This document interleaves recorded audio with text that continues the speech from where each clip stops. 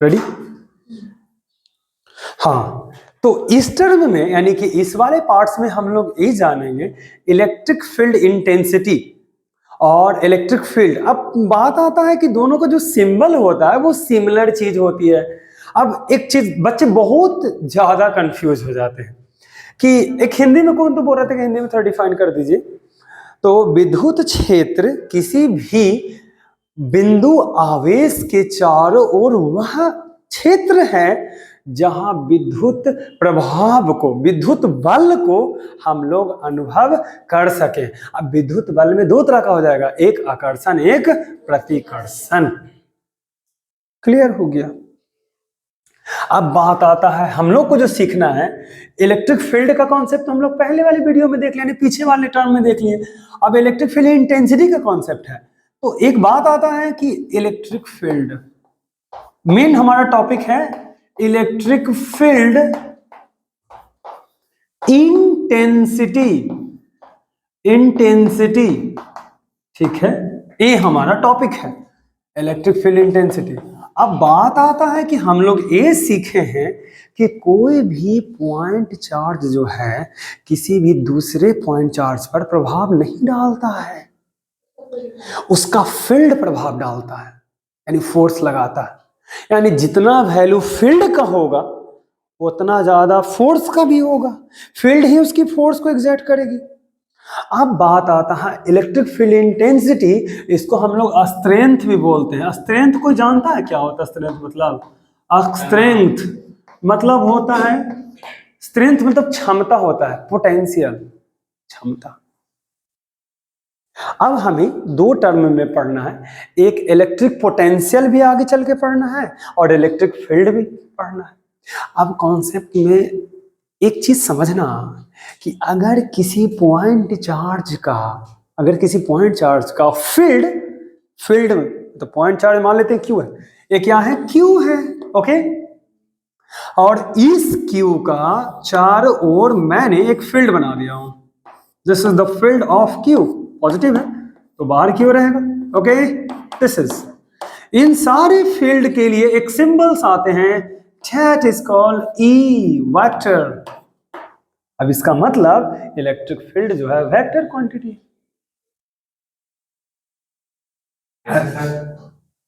क्योंकि electric field के पास अपनी एक डायरेक्शन होती है, अपनी एक डायरेक्शन है हर एक का। देखो एक ही डायरेक्शन, जैसे मैग्नेटिक फील्ड में भी एक डायरेक्शन होता था ना, सारे मैग्नेटिक फील्ड लाइंस के एक डायरेक्शन थे, वैसा ही नॉर्थ से साउथ था, वैसा ही हर एक इलेक्ट्रिक फील्ड के अपना एक डायरेक्शन होता है। अब फील्ड लाइंस के कारण फील्ड था ना, वो हम लोग आगे की वीडियो में यानी आगे के टर्म में हम लोग सीखेंगे फील्ड लाइंस क्या होता है।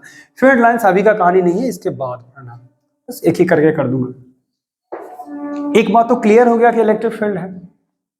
अब एक चीज है कि ये जो फील्ड आप देख रहे हैं चारों ओर, ये जो फील्ड कर रहे हैं, हर जगह जो है इलेक्ट्रिक फील्ड का मान जो है दिया हुआ है, ठीक है। अब दूसरी बात, एक कंटिन्यूअस होता है और यानी हिंदी में इसको सतत बोलते हैं, हर जगह सिमिलर वैल्यू होती है और एक टर्म के बाद जाने के बाद फील्ड का वैल्यू घटते चला जाता है। ये दूसरा पॉइंट ऑफ व्यू है। पहले हम ई को समझ लेते हैं। तो आपने इलेक्ट्रिक फील्ड का जो सिंबल समझा, ये सिंबल है। अच्छा, आप बोलेंगे इंटेंसिटी का सिंबल क्या होता है? तो these are the same symbol. Electric field intensity का ही सिंबल होता है, फील्ड का भी यही सिंबल होता है। इसका मतलब किसी क्वेश्चन में दे देगा ऐसे ई वेक्टर, तो उसका हम क्या, फील्ड और इंटेंसिटी एक ही चीज होती है, दोनों निकालेंगे। क्वेश्चन नंबर पहला फर्स्ट है, क्या फील्ड और इंटेंसिटी एक ही चीज होती है? हाँ, एक ही चीज होती है। कैसे? जितना ज्यादा फील्ड का मान होगा उतना ज्यादा उसमें क्या होगा? स्ट्रेंथ होगा, क्षमता होगा। कैसे कहोगे इस चीज को? देखो, अब क्या सीखे हो कि जितना दूर, जैसे जो फील्ड होती है, मान लेते हैं कि इतना दूर हम जा रहे हैं, ऐसा कुछ कॉन्सेप्ट में है फील्ड में, ठीक है। फील्ड का जो वैल्यू है आपको याद होगा इनवर्सली प्रोपोर्शनल होता है आर स्क्वायर। जितना दूर हम जाएंगे उतना फील्ड का वैल्यू घटते चला जाएगा। एक वक्त ऐसा आया कि शून्य हो जाएगा। ये तो तय हमारा पास पहले से भी डाटा अवेलेबल था, ऐसा कुछ यानी जो फील्ड का मान होता है ई जो होता है हम कह सकते हैं 1/r² के बराबर होता है। अभी हम लोग प्रूफ भी कर देंगे, यहाँ वेक्टर भी है। यदि किसी का फील्ड का वैल्यू घट रहा है तो उसकी इंटेंसिटी भी घट रही होगी, उसकी स्ट्रेंथ भी घट रही होगी। फील्ड ही स्ट्रेंथ है। नॉर्मल बात एग्जांपल लेता हूँ, कोई बहुत बड़ा मान लेते हैं कि हमारा नरेंद्र मोदी प्राइम मिनिस्टर है, ठीक है, और प्राइम मिनिस्टर यदि किसी देश का ताकत उसकी सेना होती है, सेना को मान लेते हैं फील्ड, सेना को मान लेते हैं फील्ड, तो जितना ज्यादा सेना बल लगाएगा वो देश का बल होगा या वो प्राइम मिनिस्टर का बल होगा। सही बात है। तो जितना ज्यादा फील्ड ताकत लगाएगा वो क्यू का फील्ड होगा, और क्यू के फील्ड को क्या कहेंगे? इंटेंसिटी बोलेंगे। यानी फील्ड का दूसरा रूप ही इंटेंसिटी है। तो इंटेंसिटी और फील्ड में कोई फर्क नहीं ना आया, सिमिलर है, जहां फील्ड वहां इंटेंसिटी। क्लियर हो गया? दोनों के लिए सिंबल क्या है? ई है, ई वेक्टर है, क्योंकि सदिश है। क्या है? ए वेक्टर है, क्योंकि इसके पास अपनी एक डायरेक्शन होती है। अब हमें समझनी है इलेक्ट्रिक फील्ड इंटेंसिटी को। उसको समझने के लिए देखो, किसी भी चीज का अगर हमें पावर निकालनी है तो उसके सामने एक टेस्ट चार्ज ला के देख लो, समझ में आ जाएगा कितना जोर से खींचता है। Tester q naught. आज हम लोग सीखेंगे इस टर्म में what is the meaning of test charge. Test charge, कभी कभी एक बात बताओ, कभी खाना बनता है रसोड़े में या तो भोज में, तो कहता है कि टेस्ट करके देखिए तो नमक ज्यादा है कि कम है।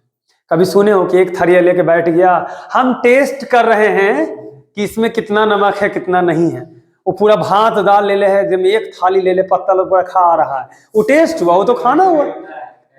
वो तो टेस्ट नहीं, वो तो खाना हुआ। टेस्ट का मतलब एक छोटा सा आप अमाउंट लीजिए, उसको खा के देखिए, उससे पता चल जाता है।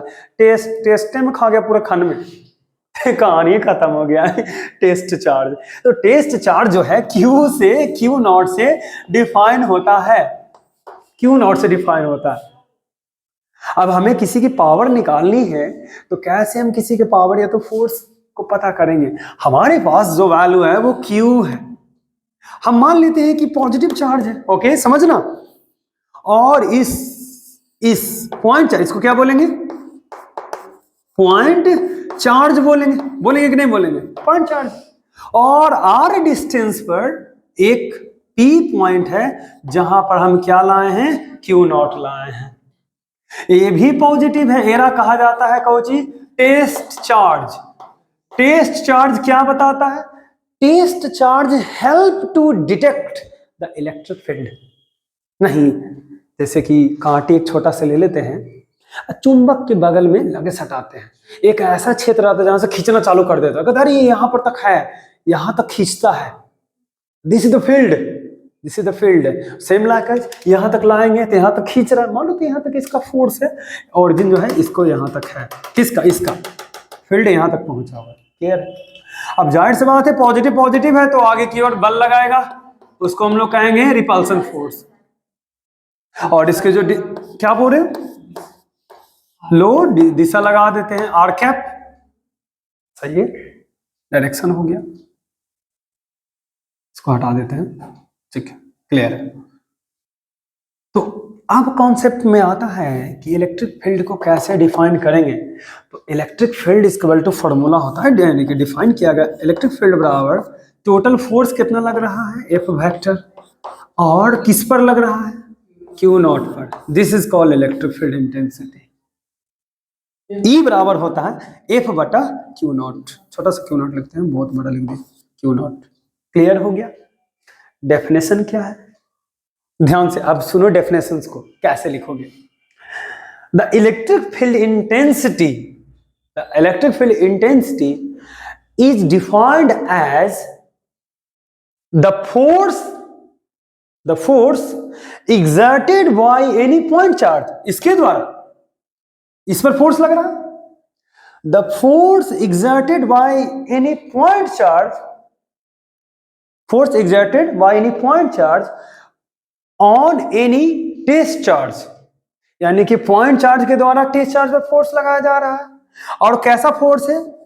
पर यूनिट फोर्स नहीं है, डिफाइन कर दिया गया, पर यूनिट टेस्ट चार्ज। तो कह सकते हैं कि इलेक्ट्रिक फील्ड इंटेंसिटी कैसे लिखेंगे? इलेक्ट्रिक फील्ड पूछेंगे, intensity is defined as the force exerted per unit test charge, force exerted on per unit test charge. देखो तो यूनिट मतलब इसे डिफाइन करने तो यूनिट नहीं आ जाएगा, कैसे डिफाइन करेंगे? मान लेते हैं फोर्स लग रहा है 15 न्यूटन लग रहा है, 15 न्यूटन लग रहा है। टेस्ट चार्ज का जो वैल्यू है वो 3 कूलम है। कितना कूलम है? 3 कूलम है, 3 कूलम है। एक एग्जांपल बता रहा हूं, तो पर कूलम कितना लगेगा? 5 न्यूटन पर कूलम लगेगा कि नहीं लगेगा? Electric field intensity is defined as the force exerted on per unit test charge. Per unit test charge में कितना फोर्स लग रहा है, इसी को कहेंगे हम ई वेक्टर कहेंगे। एकदम क्लियर हो गया? Per unit test charge. अब क्यू नॉट का वैल्यू नहीं लिखा जाता है। अब दूसरी बात आता है कि क्यू नॉट जो है थोड़ा सा वैल्यू को जो है वो प्रॉब्लम क्रिएट करता है। कैसे? देखिएगा, क्यू नॉट का मान अगर हम 3 कूलम अगर लेंगे क्यू नॉट का मान, तो डाटा गलत आ जाएगा। डाटा गलत आ जाएगा। गलत क्यों आएगा? 2 मिनट के लिए पहले तुम सुन लो, ठीक है? इस चीज को, क्यू नॉट का वैल्यू अगर हम 3 कूलम लेंगे तो डाटा गलत आ जाएगा। इसको सफिशिएंटली इस ई नॉट को डिफाइन करने के लिए हम लोग डिफाइन करते हैं, लिमिट का कॉन्सेप्ट लगाते हैं। लिमिट का जितना ज्यादा, अब एक बात बताना, तुम कॉन्सेप्ट समझो कि कोई बड़ा सा चुंबक है, ठीक है? हम टेस्ट के लिए लाए हैं ट्रैक्टर को, मतलब एक बड़ा सा चुंबक ट्रैक्टर में सटता है, ट्रैक्टर की खींचता है कि नहीं खींचता? अरे और हमें मास भी तो है सर जी, तो कहां से वो टेस्ट चार्ज हुआ? उसका मास एकदम नहीं रहना चाहिए। अब थाली सटा रहा है टेस्ट चार्ज के रूप में, तोड़ों में भी तो मास होता है ना, वो मास भी तो फैक्टर करेगा ना। अब मास को तो हम लोग कंसीडर कर नहीं रहे, तो that is not a best test charge. Test charge के लिए जितना छोटा कांटी लेंगे उतना बेस्ट रिजल्ट आएगा। Same like as q naught का मान जितना छोटा होगा उतना बेस्ट रिजल्ट आएगा ई का। बोले सर क्यों, ऐसा क्यों हो रहा है? जस्ट लाइक ई अपना फील्ड बना रहा है, तो गुरुजी ये भी तो फील्ड बना रहा होगा, ये भी तो इस पर फोर्स लगाएगा, तो वैल्यू तो इसका गड़बड़ ही करेगा। तो इसको डिफाइन करने के लिए दिमाग लगाया, इनफिनाइट असेंबली स्मॉल कर देते हैं। तो याद है ना, लिमिट लगा के क्यू नॉट को क्या कर दिए? 0, और लिख देते हैं एफ वेक्टर बटा क्यू नॉट। ये सफिशिएंट आंसर है इलेक्ट्रिक फील्ड इंटेंसिटी का। मतलब इससे बेहतर ये लिखना सही है। कंप्लीट है? जितना छोटा लेंगे उतना ज्यादा इलेक्ट्रिक फील्ड इंटेंसिटी का वैल्यू निकलेगा, जितना छोटा लेंगे, क्योंकि फोर्स का मान उतना ही ज्यादा रहेगा।